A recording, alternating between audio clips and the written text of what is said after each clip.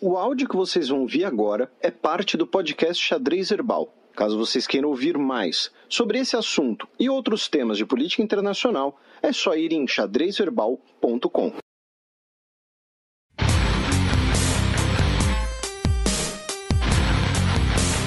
Giro de notícias.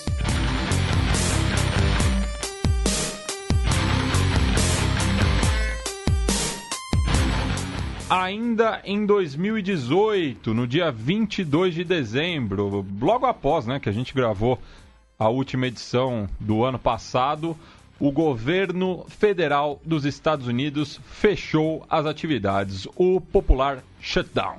Isso, e assim, essa notícia é de 22 de dezembro e ele continua em shutdown. Já é recorde. Exatamente, já é o maior da história, 28 dias aí de shutdown. O recordista anterior tinha sido na virada de 95 para 96, havia durado 21 dias no governo Bill Clinton. Naquele momento, o principal motivo do shutdown foi o conflito pelo financiamento do Medicare, o plano de saúde pública, digamos assim, de seguro de saúde, na verdade, nacional nos Estados Unidos. E, dessa vez, a grande questão foi o tal do muro. Só para a gente deixar claro, assim, de certo modo um preciosismo, não é uma crítica à imprensa, é só para, como tem muitos dos nossos ouvintes que às vezes fazem provas, concursos, tal, às vezes é uma informação interessante de ter, não é exatamente o orçamento nacional que pode causar o shutdown. No caso do atual, é um negócio dos Estados Unidos chamado Appropriation Bill, que é você destinar recursos específicos para as atividades do governo federal, tá? Então, assim, as Appropriation Bills, elas podem ser, por exemplo, uma específica para financiar, sei lá, o FBI, tá? Pode ser uma emergencial por conta, vamos supor, de um furacão, um desastre natural. Não é necessariamente, vejam bem, necessariamente o orçamento inteiro do ano inteiro, tá?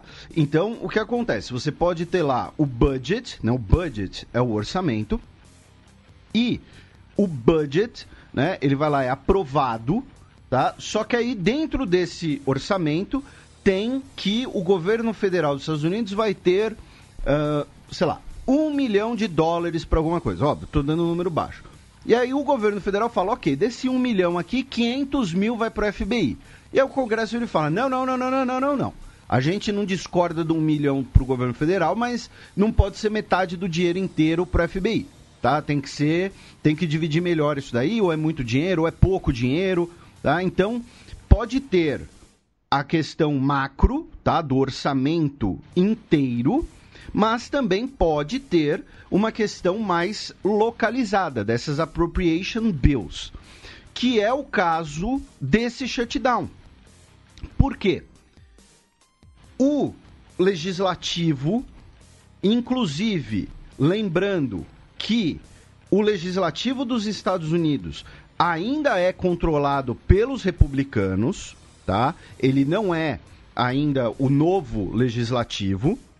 O legislativo passou o orçamento sem a Appropriation Bill, que financiaria 5,6 bilhões de dólares para construir o muro na fronteira entre Estados Unidos e México, que o ex-presidente do México, Vicente Fox, chama de Fucking Wall, com O, inclusive. Ele escreve com O, inclusive. Fucking Wall. E faz vídeos engraçadíssimos.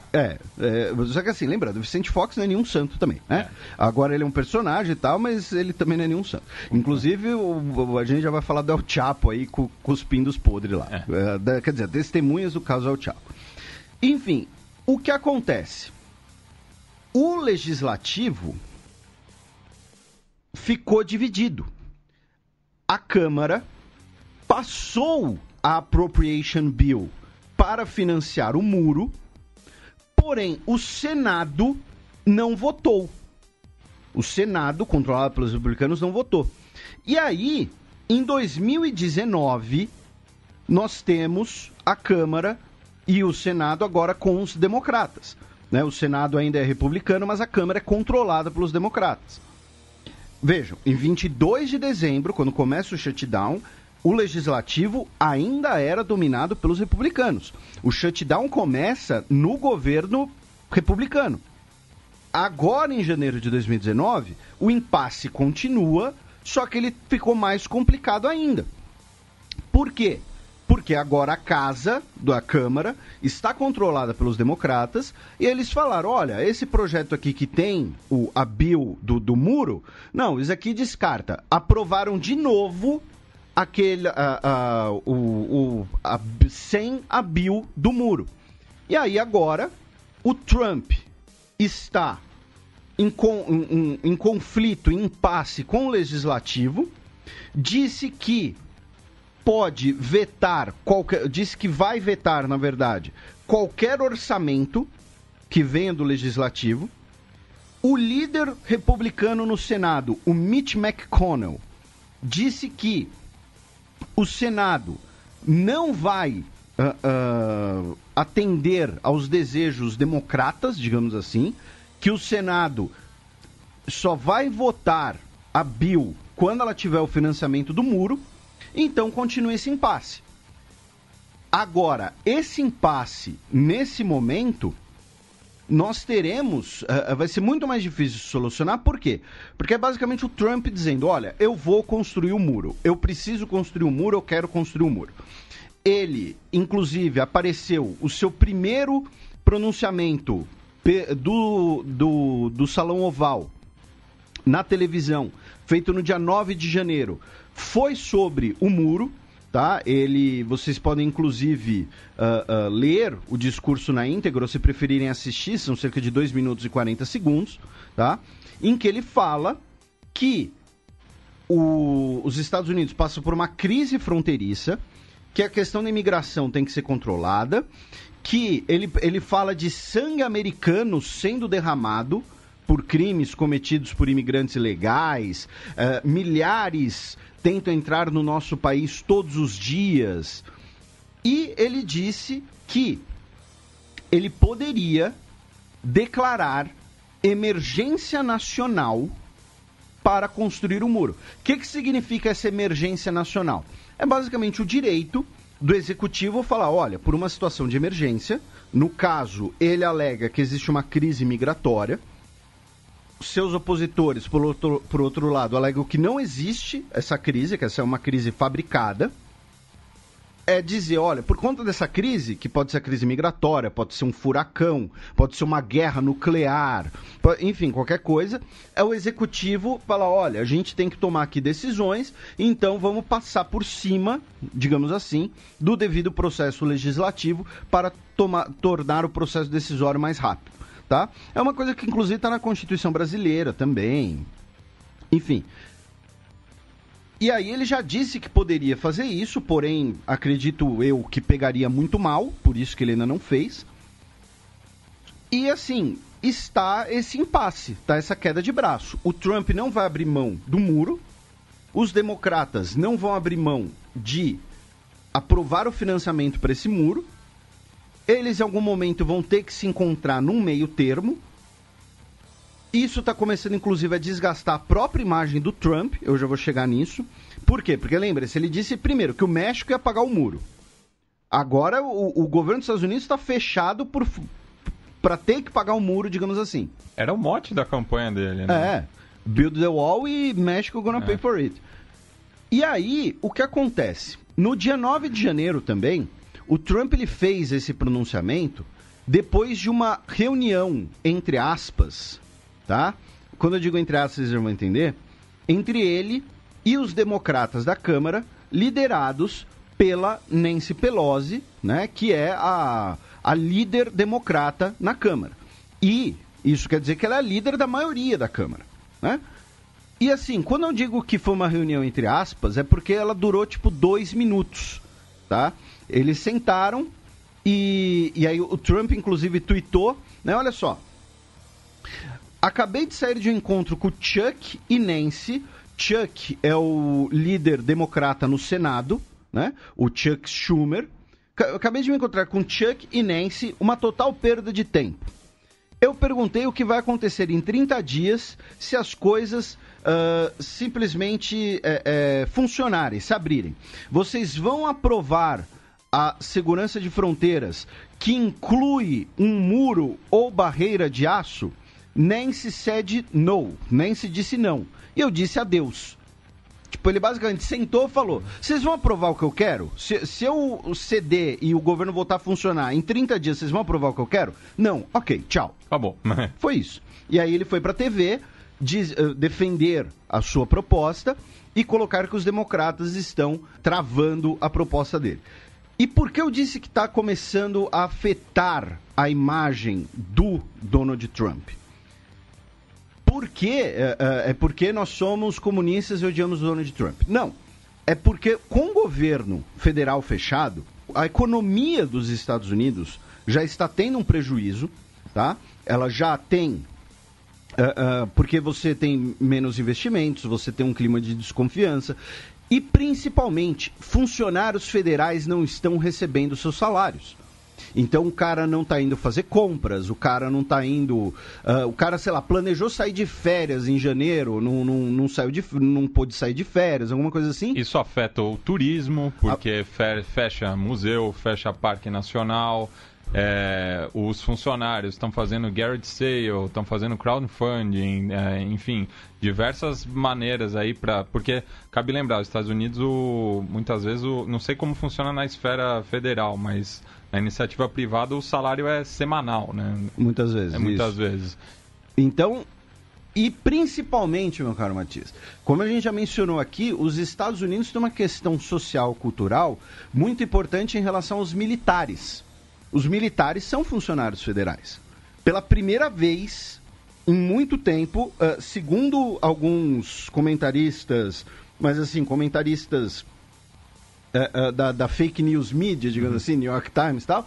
A extrema imprensa. Seria a primeira vez, desde a Guerra Civil, pelo menos, em que os militares dos Estados Unidos não foram pagos. Num período, não receberam contra-cheque. Eu não sei exatamente se foi um salário... Eu fiquei na dúvida se foi um salário, se foi uma espécie assim, de bônus de fim de ano, né? Como se fosse o 13º. Mas o fato é, militares não receberam. E se a questão é segurança de imigração, as agências que controlam a imigração são federais. Os caras não estão... começaram a não receber seus salários. A patrulha da fronteira... Já são 22 dias... né, de shutdown, né? Mais que 22 dias de shutdown, quase um mês de shutdown, né? 28 dias, para ser exatos. Então, agora nós temos até militares que não estão recebendo e também não são todos os militares, só para deixar claro, se não me engano são os militares da National Guard. Tá? O cara que tá, sei lá, que tá no Afeganistão, acho que tá tudo ok, porque ele tá vinculado diretamente ao orçamento de defesa do Pentágono. Mas o fato é, nós temos funcionários federais, o que incluem, né, diversas categorias que não estão recebendo. E isso se torna extremamente complicado. Isso começa justamente a afetar a imagem do Trump, né? Porque você trava, entre aspas, né? Óbvio, por outro lado, também afeta a imagem dos democratas. Por quê? Porque cada um adota quem tá travando é o Trump, que não abre mão do muro. Não, quem tá travando são os democratas, que não financiam o muro. Você tem ali um choque de cabeça, dois bodes se chifrando. Mas, de qualquer jeito, os Estados Unidos estão aí na maior paralisia do seu governo federal da história. Ela está começando, inclusive, a afetar setores bastante importantes, porque normalmente o shutdown, por exemplo, o shutdown anterior do Trump, né, durou uma semana, e no máximo, como você disse, fechou os parques, enfim, teve ali algumas coisas que, num aspecto geral, né, não são tão decisivas num aspecto eleitoral. Nesse caso, não. Nesse caso, a gente já começou, né, a ter uma amplitude maior. Então, né, o shutdown aí... E como curiosidade apenas, para a gente, né, terminar aqui a notícia num clima mais ameno, né? Por conta do shutdown, os serviços ali de catering, a cozinha e tudo mais da Casa Branca, também tá complicado, porque tá sem staff, né? Os caras estão dispensados, porque não tem grana. E no final do ano, o Donald Trump foi receber os jogadores da Universidade de Clemson, que foram campeões universitários do ano, né? E ele bancou o jantar da própria grana. E como ele bancou, né, esse jantar? Né? Ele foi lá, deve ter dado o cartão de crédito ali, Gold, Platinum, Black, sei lá o quê, pro assessor, falou... O dele é Orange. Olha, pega aí o carro oficial, dá um rolê aí, vai no McDonald's, vai no Burger King, vai no Wendy's e traz aí um monte de hambúrguer, traz batata frita, traz um monte de coisa aí, vamos servir pra molecada. E isso é sério. Só que o melhor é que assim, tipo, a gente tá falando de Big Macs em bandejas de prata. A gente tava, tipo, a molheira, teve até alguém que tweetou isso, tipo, a molheira da época do Abraham Lincoln, assim, cheia de molho pra McNuggets, sabe? Assim, não é nem o molho, tipo, o líquido, né? A pasta, os potinhos. Os potinhos, né? Então... Assim, podia ter contratado um catering do próprio, de uma dessas redes, assim, mas não, tipo, foi o negócio mais tosco possível. Inclusive Mas funcionou, a gente tá aqui falando disso. Sim, não, mas houve muita crítica, né? Inclusive o Red Butch, né? Ex-running back do New Orleans Saints, foi campeão do Super Bowl pela equipe da Louisiana, também foi campeão universitário pela Universidade da Califórnia do Sul, né? Southern California. E ele tweetou, né? Muito bravo, né? Falando que quando você pensa que você viu de tudo, você vê o pessoal da Clemson com esse tratamento, né? Vocês mereciam um tratamento melhor, em honra dessa honra recebida pelo líder da nação, né? Ele que já foi recebido na Casa Branca justamente quando foi campeão universitário na mesma situação. E ele falou que se morasse em Washington, ia pegar o time e levar para um restaurante bacana, porque esse é o tratamento que eles merecem, né? E só para deixar claro, Matias, antes de passar aqui a próxima notícia, só para ficar mais específico aqui para o nosso ouvinte, porque eles merecem sempre a melhor informação. Eu me confundi, não é a Guarda Nacional, é a Guarda Costeira. Os 42 militares da ativa da Guarda Costeira, lembrando, Guarda Costeira é um dos ramos militares dos Estados Unidos, é uma arma separada. Tá? Aqui no Brasil a gente tem Marinha, Força Aérea e Exército. Lá tem Marinha, Força Aérea, Exército, Guarda Costeira, Fuzileiros Navais, National Guard e agora Força Aeroespacial. Os 42 mil militares da Guarda Costeira estão sem pagamento porque o orçamento da Guarda Costeira está ligado ao Departamento de Homeland Security, justamente o que a gente estava falando, né, que está sem financiamento. Não do Departamento de Defesa. O orçamento do Departamento de Defesa é garantido, tá? Então, 42 mil militares da Guarda Costeira estão sem pagamento. Véspera de Natal, Israel anunciou eleições antecipadas em abril. E só fazendo um link, Felipe, com a notícia anterior, né? O Benjamin Netanyahu participou, né, do 10-Year Challenge, colocando uma foto de uma cerca ali nas fronteiras, né, israelenses em 2009. Em 2019 ele colocou já um muro, né, levantado. Então, inclusive, até o perfil do Racist Watchdog tweetou em hebraico, né, o au-au. Enfim, vamos falar um pouco aí da situação interna de Israel. Então, você disse que era véspera de Natal, mas os judeus não celebram o Natal, eles celebram o Hanukkah, Pois é, mas o Natal aconteceu ali. Inclusive com o tatu das festas de fim de ano. Né? Mas, então, uma coisa que a gente comentou no último programa do ano passado, no último programa de 2018, se concretizou logo depois, pouco depois, que é o seguinte, o Lieberman, né, o ex-ministro da Defesa de Israel, havia saído do cargo, levado junto com ele o seu partido. A coalizão que continuou no governo, liderada pelo Likud, ficou muito frágil. Ela tinha basicamente um voto, né, um assento no parlamento a mais do que o necessário, a menor maioria possível. Além disso, o Netanyahu está sofrendo diversas acusações de corrupção. Foi recomendada que ele seja investigado. De fato, ele foi indiciado lá na promotoria. A gente já vai falar, inclusive, rapidinho depois do Netanyahu aqui no Brasil, tá? Mas a gente vai falar no próximo bloco, num bloco futuro. E aí, os próprios partidos da coalizão optaram por desmontar a coalizão, dissolver o governo e antecipar as eleições para abril agora de 2019.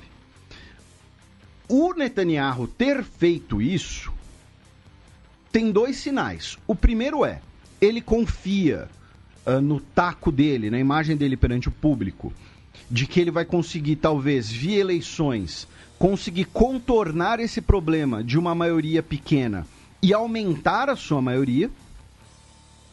E segundo, a outra possibilidade são os partidos mais à direita, como o do Lieberman, ou também os partidos à direita ortodoxos. Lembrando, em Israel, você não tem apenas a separação clássica, digamos assim, entre esquerda e direita, tá? Você tem a esquerda secular, a esquerda religiosa, a direita secular e a direita religiosa, tá? No caso, o Netanyahu é do Likud, que é um partido da direita secular, tá? O Lieberman é uma direita secular, mas mais nacionalista. E tem os partidos da direita religiosa, direita ortodoxa, tá? Que são os representantes justamente dos ortodoxos. E à esquerda você tem um fenômeno bastante parecido, tá? E essa segunda hipótese é, os partidos à direita que faziam parte da coalizão com o Likud acham que via eleições vão conseguir ter uma moeda de barganha maior em relação ao próprio Likud. Ou seja, talvez o Netanyahu se torne, então, o partido do Netanyahu se torne um partido menor numa coalizão mais à direita que governa. E a terceira hipótese, embora improvável, né, seria um retorno dos trabalhistas ao poder via eleições. Eu digo improvável porque os trabalhistas podem até se tornar o maior partido do parlamento, porém dificilmente vão conseguir articular uma coalizão que tenha a maioria, né? Como a gente sempre fala, no parlamentarismo, às vezes você ganha, mas não leva, né? E além disso, para colaborar ainda mais a situação do Netanyahu, o ano de 2019 começou com a coalizão de centro-esquerda rompendo, tá? A antiga, né, Aliança da União Sionista, né, e aqui união é inclusive fazendo um pequeno trocadilho com o inglês, né, porque union em inglês é sindicato, né, ela era composta pelo Partido Trabalhista e pelo Partido Hatnoah, e os dois partidos se separaram. Então, juntos, eles teriam 24 assentos contra 30 do Likud, e ainda tem a lista conjunta, que são os partidos árabes. Tá? Ainda tem esse outro. E além dos partidos que eu citei anteriormente, dos tipos de partido, tem os partidos árabes e tem o Partido Verde também. Né? Os dois partidos verdes, de certo modo. Né? Você tem ali uma facção ortodoxa verde, é meio curiosa. Então, assim, a coligação que poderia articular uma oposição à esquerda ao Netanyahu já rachou. Então, de certo modo, o Netanyahu também apostou aí talvez na falta de articulação dos seus opositores. Resta ver, então, se em abril a gente vai ter um governo de centro-direita coordenado pelo Likud, né, uma direita secular, ou então um governo mais à direita, com os partidos nacionalistas e religiosos tendo maior poder. É basicamente isso. E, como bizarrice, assim, para constar, em meados de janeiro, semana passada, o Netanyahu, ele fez o seguinte, ele tweetou assim, teremos um dramatic announcement em breve. E assim, no Twitter todo mundo pirou, né? O que é Síria? É Irã? Porra, é o Brasil transferindo embaixada para Jerusalém. Teve gente até que cogitou isso. Mas não, o dramatic announcement era basicamente o Netanyahu dizendo que ele é inocente de todas as acusações, que as acusações são infundadas e que ele está disposto a debater ao vivo na TV com seus acusadores. Tipo, basicamente assim, que eles transformar um julgamento em reality show, assim. O que eles têm a esconder, eu não tenho nada a esconder, enfim. Foi isso o dramatic announcement. E ontem não foi 17, dia 7 de janeiro, também semana passada, 5 seminaristas ortodoxos judeus, todos menores de idade, foram presos por terem matado uma mulher palestina na Cisjordânia. Eles eram estudantes de um seminário rabínico ortodoxo e eles estavam tacando pedras, tá, em veículos palestinos, de placa palestina, que passavam ali perto. E aí, uma dessas pedras jogadas pelos estudantes ortodoxos quebrou a janela do carro da Aisha Al-Halbi, de 48 anos e mãe de 9 filhos. A pedra pegou nela e não ficou claro para mim se ela morreu diretamente por conta da pedrada ou se a pedrada fez ela perder os sentidos, alguma coisa assim, e aí o carro bateu e a colisão acabou matando ela. De qualquer jeito, né, um evento aí trágico. E os 5 seminaristas foram presos, tá? E serão julgados agora. Também no dia 24 de dezembro, atentado contra a sede do governo do Afeganistão deixa ao menos 48 mortos. Nós tivemos um homem-bomba no Ministério do Trabalho e, assim, é um complexo de prédios, né, de vários ministérios, uma esplanada dos ministérios afegã, talvez, e um homem-bomba no prédio do Ministério do Trabalho se explodiu e deixou pelo menos 48 pessoas mortas, 27 feridas e, além disso, além do homem-bomba, tá, nós tivemos também terroristas armados que vieram depois do homem-bomba e alvejaram também diversas pessoas, tá? Então nós tivemos pelo menos 27 feridos e essa situação no Afeganistão, como a gente já lembrou, né, o Afeganistão ele passa por um momento agora de uma briga interna por diversas facções pela formação de novo governo, pelo reconhecimento ou não de novo governo. Lembrando que no Afeganistão, Talibã e o Daesh estão em lados opostos, tá? Não teve ninguém reivindicando o atentado, pelo menos não achei, então não dá para saber quem foi o responsável pela morte dessas pessoas. Fechando esse primeiro giro, aumenta para 429 os mortos pelo tsunami e Indonésia mantém alerta pela erupção do vulcão. Isso, tivemos no final do ano, né, uma atividade no vulcão Anak Krakatoa. Como curiosidade, né, a gente não é geólogo nem nada, mas é uma coisa muito esquisita. A explosão do Krakatoa é muito conhecida porque ela foi uma das primeiras grandes explosões, grandes erupções vulcânicas documentadas, né? Você tem fotos, inclusive, do Krakatoa, embora tenha sido no século XIX a erupção, né? E quando a gente diz erupção, era uma ilha, e a ilha basicamente rachou ao meio, né? Quer dizer, rachou ao meio, foi destruída, né? E aí ficaram várias ilhotas. E dessas ilhotas, uma delas é essa Anak Krakatoa, tipo o filho do Krakatoa, tá? E entrou em erupção no final do ano passado.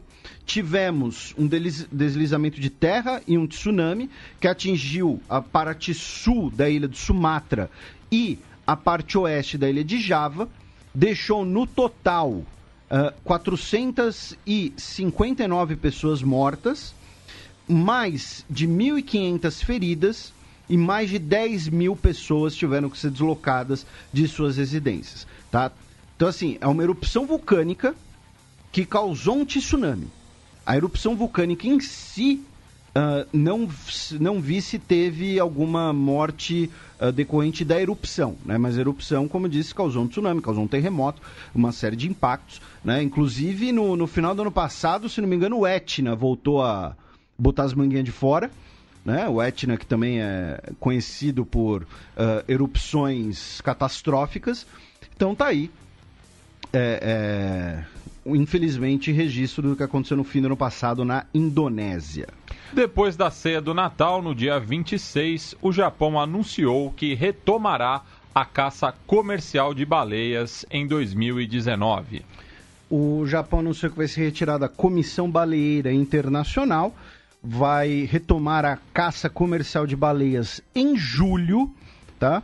E o Japão estava há 30 anos, né, numa moratória da caça comercial de baleias, com algumas cotas ali de caça para, entre aspas, fins científicos, né? E agora Islândia, Noruega e Japão fazem parte aí do eixo do mal da caça às baleias, né? A gente já condenou aqui várias vezes. O Japão disse que não vai caçar em águas da Antártida ou no hemisfério sul, estará limitado às águas territoriais, à zona econômica exclusiva do Japão. No ano passado a gente teve até um ouvinte que veio defender a perspectiva japonesa, né? Porque o Japão teoricamente caça, né, baleias por conta do seu pouco espaço territorial. Então o Japão não conta, por exemplo, com muita pecuária. Então o Japão precisa, né, contar com os recursos do mar para obtenção de alimentos. E aí seria até uma crítica, né, a um especismo nosso, que não critica, por exemplo, a criação de gado no Brasil, mas critica a caça de baleias. Pode até ser, assumo que acaba sendo até uma posição hipócrita, já que não somos vegetarianos, porém, de qualquer jeito, deixa a baleia lá no canto dela, porra, tá? Pelo menos isso, né? Tem que começar de algum lugar. E então o Japão anunciou aí que vai retomar a caça comercial de baleias. E também, em relação ao Japão, o imperador, né, Akihito, fez a sua última aparição de Ano Novo como imperador, né? Ele que, em 30 de abril, abdicará do trono, né, sairá do trono. Ele que está com 85 anos de idade, alegou motivos de saúde para sua abdicação, a primeira abdicação em trocentalhão de anos, e será substituído pelo seu filho mais velho. Então, né, foi a última aparição de Ano Novo, e para isso, cerca de 90 mil japoneses se juntaram em Tóquio, perto do Palácio Imperial, para a sua última aparição de Ano Novo. E lembrando que, assim, com essa mudança, né, o Naruhito, né, assumindo, nós teremos uma mudança nos calendários, né, do Japão, né, porque o nome, os períodos, né, a periodização é de acordo com o nome da era de cada imperador, né? Então a era do Akihito é a era Heisei, que é a era da paz. Agora, com o novo imperador, a gente vai ter que imprimir novos calendários, enfim, vai ter ali lembra do bug do milênio? Todo mundo achava que os calendários iam pirar? Vai ser tipo um mini bug do milênio japonês. 27 de dezembro, rei saudita ordena mudanças em postos do governo. O rei Salman, né? Lembrando, o MBS é o cara que manda, mas teoricamente quem manda mesmo é o pai dele. É que o pai dele deve falar, né? Deve dar 1 ou 2 ordens por dia, por semana. Quem cuida do cotidiano é o filho dele, o Mohammed bin Salman. Bin Salman significa justamente filho de Salman. E o rei Salman determinou ali uma série de mudanças em postos e, principalmente, nós tivemos uma mudança no ministro de Relações Exteriores, tá? O Adel Al-Jubeir, né, que vocês talvez já tenham visto a cara dele várias vezes, algumas vezes, e que se pronunciou várias vezes sobre o caso Khashoggi e, teoricamente, não teria feito um bom trabalho ali de, digamos assim, de né, limpar a bagunça, digamos assim, saiu do cargo e será substituído, né, como ministro de Relações Exteriores, embora ele, né, esteja ali, ficou ali interinamente alguns dias, mas aí ele foi substituído pelo Ibrahim Abdulaziz Al-Assaf, tá? Que agora é o novo ministro de Relações Exteriores saudita. E teve vários outros cargos que foram, né, modificados, diretorias da Aramco, né? Não sabe o que é Aramco? É a companhia de petróleo da Arábia Saudita, tá? É os caras que, né, é a empresa que sustenta o país. Então tivemos ali algumas mudanças. Também em relação à Arábia Saudita... Não, só em relação a isso, Felipe, também foi revelado no final do ano passado de que 62 membros de duas famílias influentes no reino saudita, né? Os Al-Muhajib e os Al-Agil compraram 62 passaportes malteses por um valor aproximado de $743 mil. E daí surgem, né, essas teorias, né, por que eles estariam fazendo isso, por conta dessas reformulações que o MBS está fazendo, já que são duas famílias que estão ligadas ao setor de construção e da indústria alimentícia da Arábia Saudita e que, somadas, a fortuna dessas famílias ultrapassa os $5 bilhões. Se eles estão querendo dar um rolê aí, tem algum caroço nesse angu mesmo. Lembrando que Malta faz parte da União Europeia. E Malta também se explode jornalistas. Né? Tivemos aquela jornalista do Panama Papers que explodiu em Malta, até agora ninguém, né, não apareceu nenhuma investigação responsabilizando alguém. E também em relação à Arábia Saudita, o comediante Hassan Minhaj teve censurado no Netflix. Quando é pra falar bem, a gente não fala o nome porque a gente não recebe nada. Mas pra falar mal, vamos dar o nome. Sim. Netflix censurou o comediante, tirou do ar um programa dele, um show de comédia, em que ele fazia críticas, fazia piadas. Ele tem um programa semanal no Netflix, né? Toda semana ele sobe conteúdo novo. Que é o Patriot Act. Ele que é estadunidense, mas é de origem... indo-muçulmana, né? A família dele é muçulmana indiana. Ele tinha lá um programa em que ele fazia chacota do Mohammed bin Salman por conta do assassinato do Jamal Khashoggi, e aí a Netflix foi lá e censurou. Se você quiser entender um pouco melhor essa relação, né, entre Netflix, Arábia Saudita, dinheiro, ouçam lá o programa em que o Marco Gomes explicou um pouco sobre os tentáculos do dinheiro saudita em investimentos de tecnologia. Foi o nosso podcast 162. E aí você pode falar, mas Felipe, eu acho o Marco Gomes muito chato quando eu ouço ele no Nerdcast, eu odeio ele. Problema seu. Tá? Ouve. Não quer ter informação, não ouve, mas não vem encher nosso saco. E o Marco é nosso brother, né? Então... a gente chama o cara pra participar porque a gente quer chamar o cara, porque... enfim, não gosto dele. Tudo bem, ele talvez não goste de você também. Mas, enfim, então se quem quiser entender melhor... E ainda na Arábia Saudita nós temos duas notícias, agora em relação a mulheres, né? Aquela aura lá de governo modernizador, agora as mulheres vão poder dirigir e tal. Primeiro, no início do ano, nós tivemos uma nova lei na Arábia Saudita em que agora as cortes sauditas vão avisar as mulheres do divórcio por mensagem de texto. Aí, assim, eu não sei o que é mais surreal.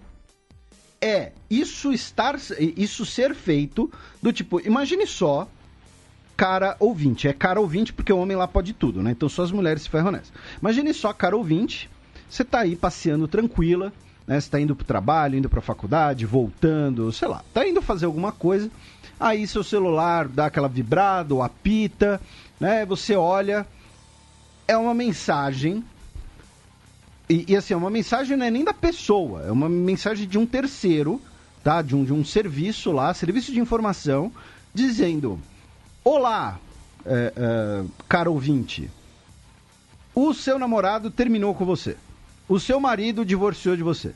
E pronto, é isso, é isso. Tá? A partir daquele momento você está divorciada. Ah, mas eu fiz planos e tudo mais, e nós temos filhos. Dane-se, você está divorciada.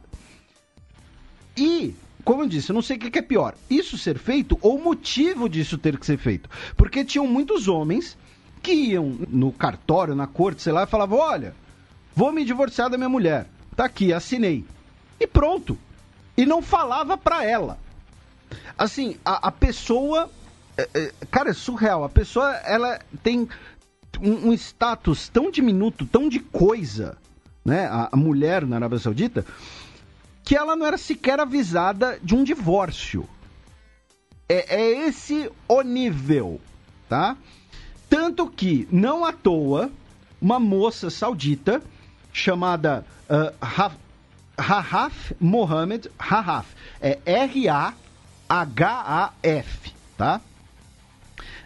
Ela fugiu da Arábia Saudita, ela foi pedir asilo na Austrália, pegaram ela na Tailândia, iam deportá-la para a Arábia Saudita de volta, tá? Ela tem 18 anos, ela disse que ela fugiu porque não era tratada com respeito por sua família, não era permitido que ela fosse quem ela era e quem ela quer ser. Aí ela ia ser deportada de volta para a Arábia Saudita. Aí autoridades canadenses interviram e concederam asilo para ela. E ela foi recebida em Toronto, inclusive pela ministra, tá, de Relações Estrangeiras, a Chrystia Freeland, em Toronto, tá? Cara, novamente, surreal. Lembrando que a Arábia Saudita e Canadá já tinham trocado umas farpas, né? Então tem uma questão política aqui também. Não é só ser bonzinho, mas que bom que algum país topou receber a moça. Né? Eu digo moça, né? Eu digo moça porque ela tem 18 anos apenas, tá? E fugiu do seu país. E, enfim, ela dá entrevistas com o rosto descoberto, né? E tudo mais. Então, tá aí, né? Essa modernização no Reino da Arábia Saudita. 28 de dezembro, exército sírio entra em área controlada por curdos. Nós tivemos, né, no final do ano passado, o anúncio da retirada dos Estados Unidos da Síria, e aí ficou esse anúncio peronomútil. Né, o que aconteceu? A retirada do exército das forças dos Estados Unidos da Síria, temiam que com isso os curdos ficassem muito vulneráveis. E aí, lideranças curdas, em negociação com outras lideranças árabes, esse vácuo das forças dos Estados Unidos seria preenchido por outras forças árabes. Forças do Exército Nacional Sírio passaram a entrar no território. Forças marroquinas são especuladas que podem ser enviadas à Síria com autorização do governo sírio, tá? Aí, os Estados Unidos, por ter pegado mal, digamos assim, a notícia, disse que a retirada vai demorar ainda um pouco, né? O cronograma vai ser mais lento, ou seja, nós ainda temos tropas dos Estados Unidos na Síria.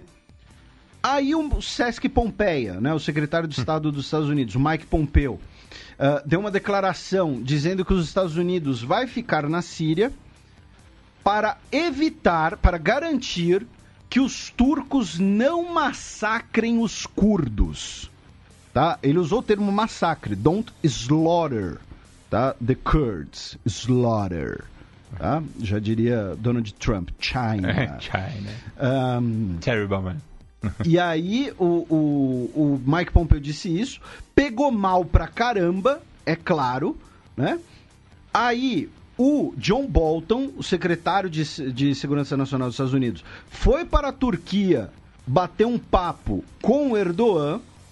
O Erdogan estava pé da vida, disse que os Estados Unidos têm sim que se retirar e tem que entregar as suas bases na Síria para a Turquia.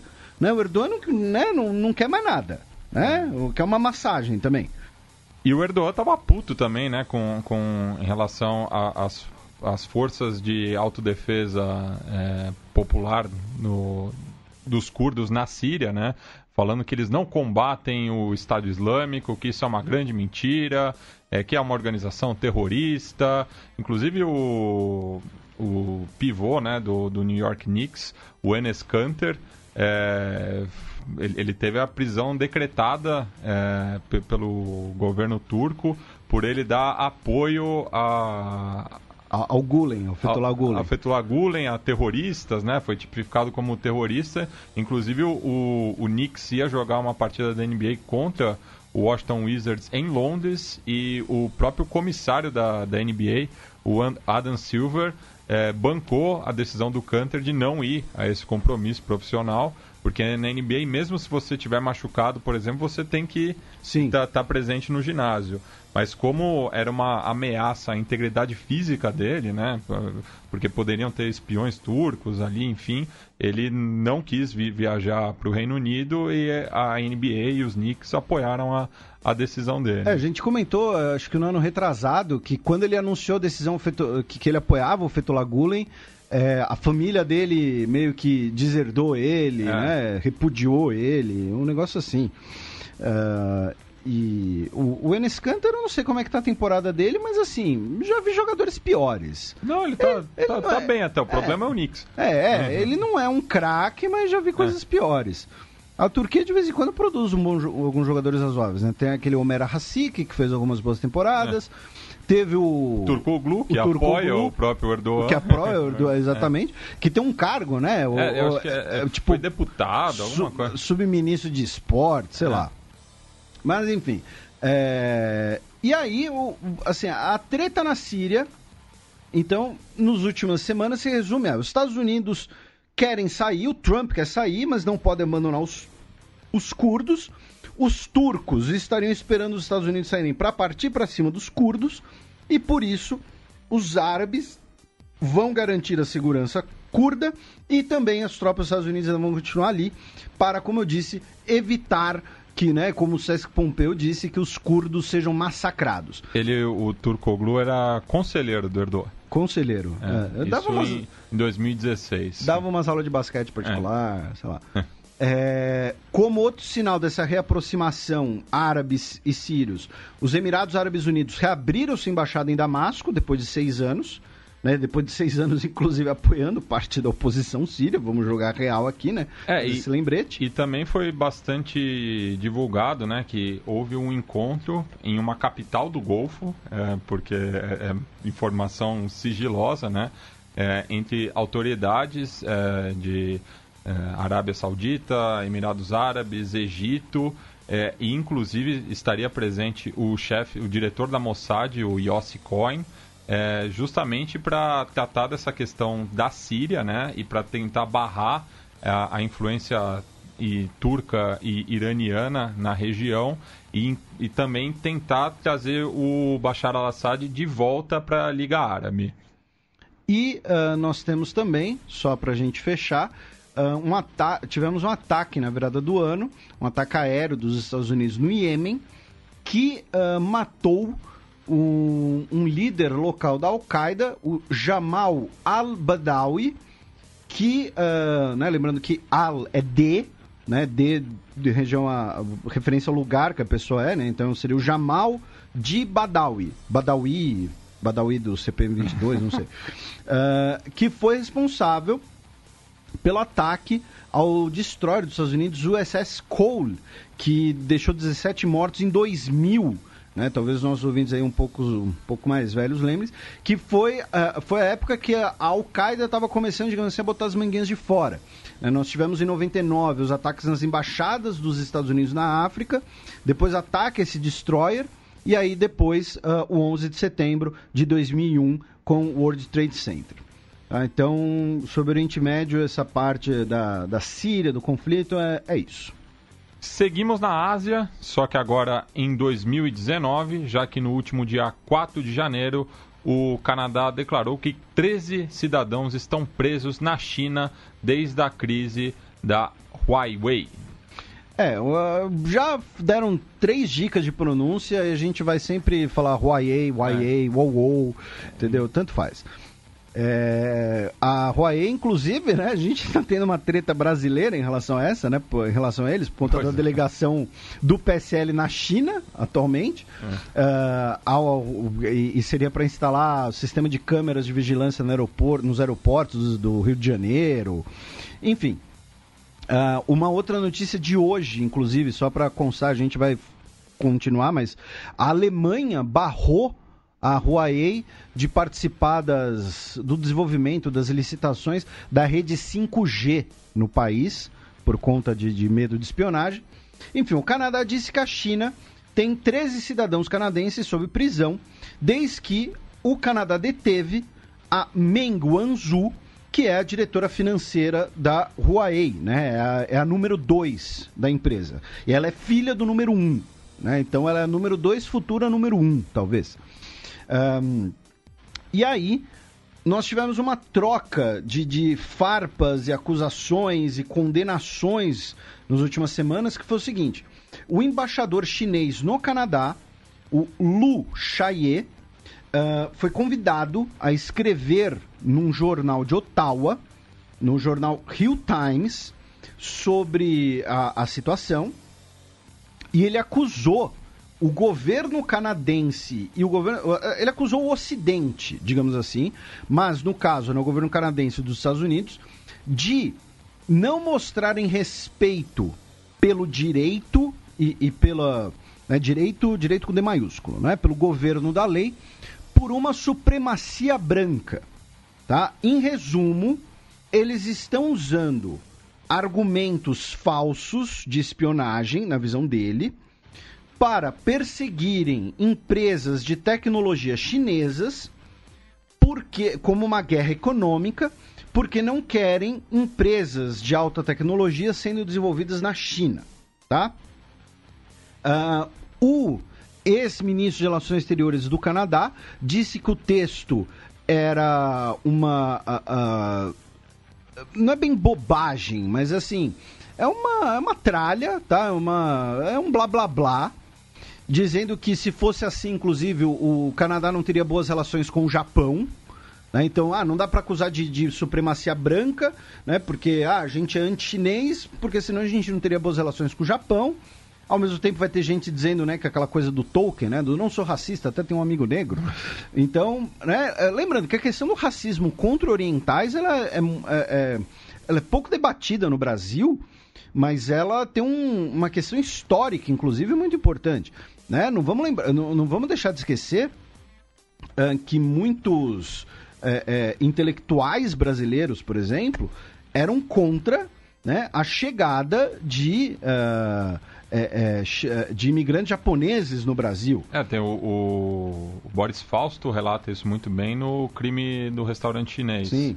E por exemplo... É o Perigo Amarelo, né? Sim. Que era chamado essa ameaça asiática. E que é uma ideia até hoje, que é o Perigo Amarelo? É que o oriental, ele tem muito filho. Então, se os orientais vão para algum lugar, a população cresce e eles vão tomar o lugar. E por exemplo, um cara que é tido como um intelectual brasileiro muito importante e tal, né, membro do IHGB, e muito estudado e defendido, inclusive, por algumas pessoas em evidência atualmente, era o Oliveira Viana, que a gente até mencionou nos programas do Fronteiras Visíveis sobre o Japão, em que a gente fala da migração com a presença do Biratan Leal, que era um racista eugenista do caramba. Que ele falava, né, que o japonês não tinha que vir para cá, que os indianos eram inferiores aos ingleses e tudo mais. Enfim, aí, no meio dessa treta entre China e Canadá, a Polônia prendeu um funcionário da Huawei na Polônia sobre alegações de espionagem, tá? O governo polonês soltou uma nota, tá? Isso aqui é segundo a Reuters. O governo polonês soltou uma nota dizendo que, olha, não é nada contra a Huawei, não era a empresa que estava agindo, era a postura individual, tá? Porém, o fato é, a Polônia prendeu um funcionário da Huawei na Polônia sob acusação de espionagem. A China disse que ficava muito preocupada, que isso faz parte de uma ação concertada pelo mundo inteiro, né? E a Huawei, ela segue todas as leis dos países em que ela opera e tudo mais. E aí o que aconteceu no início desse ano? Nós tivemos um tribunal de segunda instância na China que um canadense que havia sido condenado a 15 anos de prisão por tráfico de drogas em novembro do ano passado, agora em janeiro, um tribunal de segunda instância disse que a pena estava muito branda e condenou ele à pena capital. Então, assim, vamos repetir, o judiciário chinês, que não acredito que seja lá um judiciário muito independente, mas enfim, eu não tenho como afirmar isso sem soar leviano, mas, né, pelo caráter unipartidário do país e tudo mais, o judiciário chinês condenou um canadense à pena de morte por tráfico de drogas. O Canadá já emitiu diversos alertas para os seus cidadãos quando eles forem à China, dizendo que cidadãos canadenses podem ser presos de forma arbitrária, o que levantou uma nota de protesto do governo chinês contra o governo do Justin Trudeau, dizendo que, como assim você disse que a gente prende canadense de forma arbitrária? Tá? Você está dizendo que a gente é o quê? Né? Que a gente é uma ditadura? É isso que você está dizendo? O canadense que foi condenado, aparentemente, tá? De fato, ele seria ali um traficante. Ele foi preso, ele foi detido, planejando o contrabando de 227 quilos de metanfetamina, que iria da China para a Austrália. E como a gente já falou, na China, alguns opiáceos não são proibidos. Então, por isso que a crise de opiáceos nos Estados Unidos, a gente mencionou isso, são muitas vezes de origem chinesa. Porque você compra legalmente na China... E contrabandeia. E sei lá, manda pelo correio. Não sei, mas você compra na China legalmente. Então ele estaria planejando contrabandear 227 quilos de metanfetamina da China para a Austrália. Ele disse que não é traficante, ele disse que ele estava na China como turista e tudo mais. Enfim, o fato é... Eu duvido muito de que essa decisão de condenar esse canadense à morte tenha sido completamente imparcial, no sentido de desvinculada da atual treta diplomática entre Canadá e China. Tá? Eu duvido muito que a condenação dele tenha sido baseada apenas nas evidências, apenas no caso jurídico em si. Mas continua essa treta. Repetindo, o Canadá diz que a China tem 13 canadenses detidos. O Canadá tem uma chinesa de high profile detida. Agora nós temos um canadense condenado à morte na China por tráfico de drogas. Temos trocas de acusações. Tivemos um funcionário da Huawei preso na Polônia. Então, assim, essa treta está longe de acabar. E vamos fazer um lembrete aqui. A Huawei, ela pode estar espionando as pessoas com seus celulares, com seus sistemas, com suas antenas, né? Um ouvinte nosso que trabalha com isso já disse que tem muita antena de celular aqui no Brasil que é de origem chinesa. Não duvidamos nem um pouco. Só que assim, a Apple também, a Samsung também, todas, tá? Não tem ilusões, tá? O Snowden já mostrou que privacidade é uma coisa do passado. E pra gente novamente fechar o bloco num clima mais ameno, está fazendo muito sucesso num show de talentos afegão, um cantor que costuma se apresentar em casamentos, chamado Abdul Salam Maftoum. E por que estamos falando desse cantor de casamentos afegão? Porque apesar dele ser monocelha, ele é um sósia do Justin Trudeau, praticamente. Então ele virou uma celebridade agora no Canadá. tá? E ele participa de um programa chamado Afghan Star, tá? Que é, sei lá, é o American Idol do Afeganistão, como é que é? O The Voice do Afeganistão. E o cara disse numa entrevista à AFP que muita gente agora só me chama de Justin Trudeau. E eu acho que essa situação aumentou em 50% minhas chances de ganhar a competição. Tá? Enfim, como eu disse, ele também virou uma popularidade agora no Canadá. Eu recomendaria para ele dar um tapa no visual e fazer uma turnê no Canadá. Tá? Só que dar um tapa no visual porque ele é monocelha. Tá esquisito. Mas é isso. Notícia do dia 6 de janeiro. Sultão Muhammad V renuncia na Malásia. E assim, ninguém sabe direito, né, até agora, o que rolou. Inclusive, né, as revistas, as colunas mais de fofoca, digamos assim, dizem que ele abdicou, né, para poder casar-se, não apenas assim com uma plebeia, né, mas para se casar com uma modelo, né, russa, né, uma Miss russa, alguma coisa assim. Então, o anúncio, né, da sua renúncia foi meio de surpresa e foi, digamos assim, um anúncio que vigorou imediatamente. Tá? Ele não teve ali um prazo, digamos assim, alguma coisa do tipo. Ele pegou e falou, olha, tô saindo, tchau, tá? E não me liga, tá? E essa é, digamos assim, a versão da fofoca. Tá? Não tem uma confirmação. Tá? O nome da modelo é Oksana Voivodina. Tá? Foi mais ou menos Eduardo VIII, assim. A diferença é que Eduardo VIII, ele preferiu... Ele falou, não, vou ficar com a coroa. Eu só vou divorciar, só vou anular o casamento. Não, o Eduardo VIII... Não, o Eduardo VIII é o filho do Jorge V. Eu pensei no Henrique VIII. Não. Quase isso. Eduardo VIII renunciou para casar com uma americana divorciada. E aqui o sultão da Malásia renunciou para casar-se aí com a beleza russa, né? O que não é o amor, né? Só que assim, lembrando que o sultão da Malásia, né, ao contrário do que... a gente pode pensar quando ouve a palavra sultão, monarca e tal, o sultão da Malásia é um cargo rotativo, tá? A Malásia ela é uma grande federação, né? A Singapura, inclusive, a gente já comentou isso, Singapura é o único país do mundo que é independente à revelia, porque Singapura foi expulsa da Federação da Malásia, e aí, a cada 5 anos, como se fosse o, entre aspas, sultão local de cada estado malaio torna-se o sultão da Malásia, tá? Então tem um revezamento. Então, de qualquer jeito, em algum momento ele ia sair do negócio. E ele pegou e falou, vou sair antes, vou ficar aqui com a gata, entendeu? Tô nem aí pra vocês, e é isso.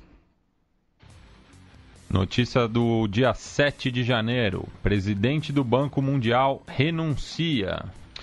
Isso, o presidente, né, agora ex-presidente, Jin Yong Kim, que estava há 6 anos à frente do Banco Mundial.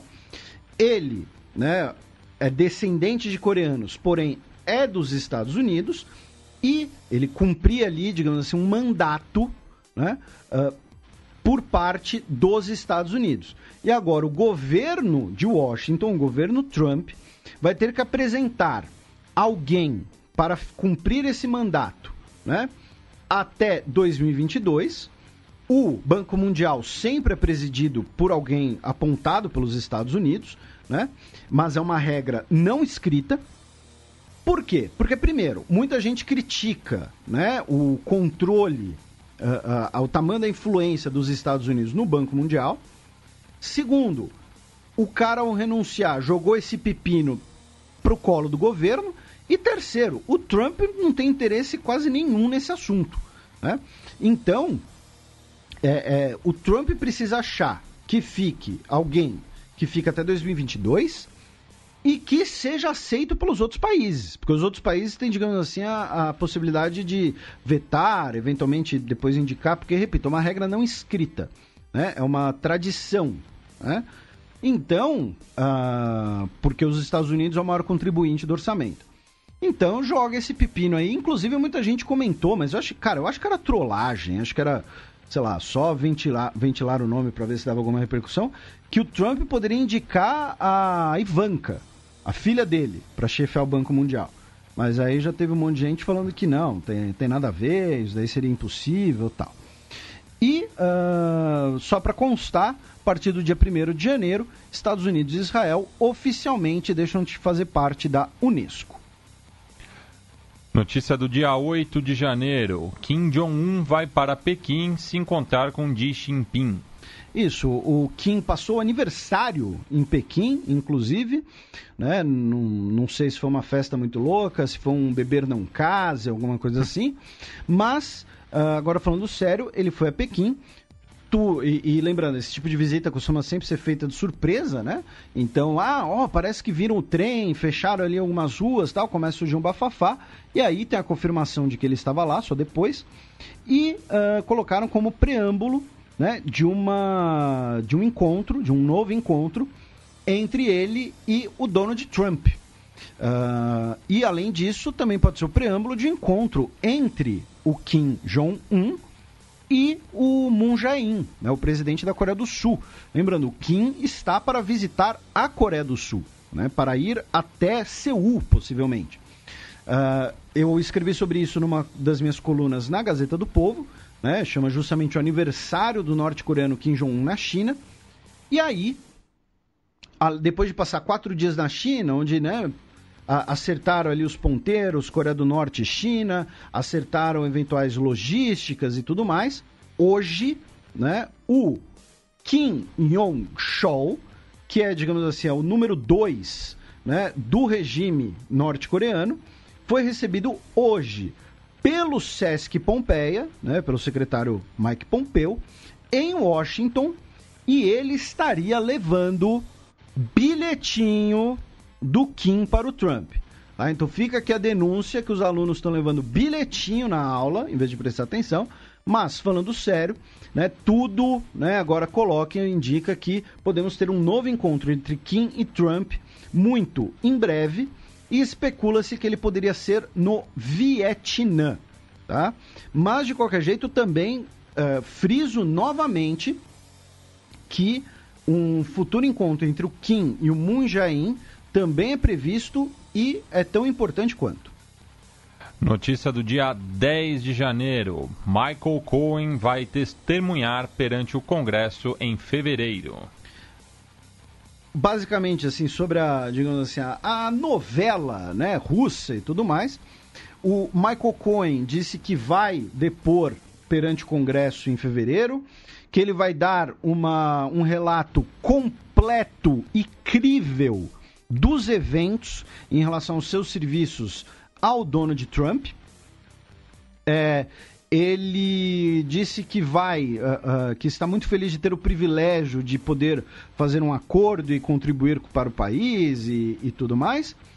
E assim, junto com isso, nós tivemos a notícia, né, que saiu no Washington Post, de que o FBI teria lançado uma investigação não apenas se o Donald Trump... Olha só que louco, tá, gente? Não apenas se o Donald Trump teria feito, né, um acordo com a Rússia para ganhar a eleição, mas se o Donald Trump não seria um agente russo. Tipo, o presidente dos Estados Unidos é um agente em nome dos interesses russos. E a motivação disso é que todos os encontros entre Trump e Putin, o conteúdo desses encontros e dessas conversas foram tomados pelo Donald Trump e não tem registro. Então, por que não tem registro? A gente já comentou aqui das paranoias do Donald Trump, né? Ele rasga as coisas e tudo mais. Mas, assim, com os encontros com Putin, ele seria muito cuidadoso com os registros e tudo mais, e aí teriam lançado essa investigação. Aí na Fox News, foram lá e perguntaram diretamente, né? Você é um agente russo? E aí ele disse, eu acho que essa coisa mais insultante que já me perguntaram, e que eu não mantenho nada sob cobertas, eu não me importo, tá? Enfim, então, mas teriam começado essa investigação de que ele poderia estar agindo sob, né, interesses russos, sob coordenações russas. Aí, hoje, o do Rudolph Giuliani, ex-prefeito, né, de Nova York e atual advogado do Donald Trump, ele disse, né, que nunca disse que não houve conspiração com a Rússia. Ou seja, ele negou a negativa. O que ele disse foi que o presidente Donald Trump não agiu ilegalmente durante a campanha. Agora, não posso falar por todos os integrantes da campanha. Ou seja, está começando já, né, a prevenir alguma coisa e vão tacar a culpa em alguém. Vai ter algum laranja aí para assumir a responsabilidade nessa história. E também começaram agora, nessa virada de ano, políticos nos Estados Unidos anunciando, né, as suas pré-candidaturas à presidência, vários deles, como piadinha apenas, porque não dá para passar, né, o ex-secretário de casas, né, de residências do Obama, lançou sua candidatura no Texas, né, o Julian Castro. E aí, pela piadinha, é o seguinte, né? Um Castro governando os Estados Unidos é o pesadelo de muita gente, né? Mas é apenas uma brincadeira. E ele que pode se tornar, né, o primeiro hispano-americano candidato ao governo dos Estados Unidos. Já que o outro grande favorito a essa marca, né, o Marco Rubio, dificilmente seria candidato, já que o candidato republicano provavelmente será o Donald Trump para uma reeleição. Inclusive, o Donald Trump está em campanha de reeleição já, né?